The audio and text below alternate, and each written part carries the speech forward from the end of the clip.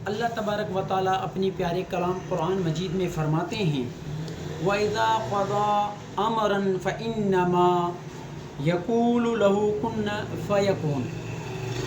यानी जब किसी बात का हुक्म फरमाए तो उससे यही फरमाता है कि हो जा, वो फ़ौरन हो जाती है। ये अल्लाह तबारक व तआला की शान है। जब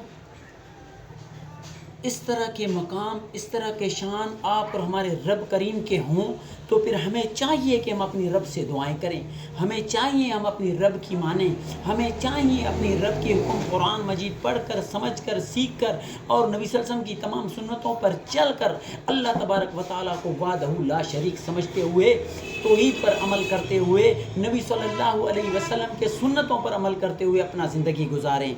अल्लाह ताला आप और हम सबको अमल करने की तौफीक अता फरमाए।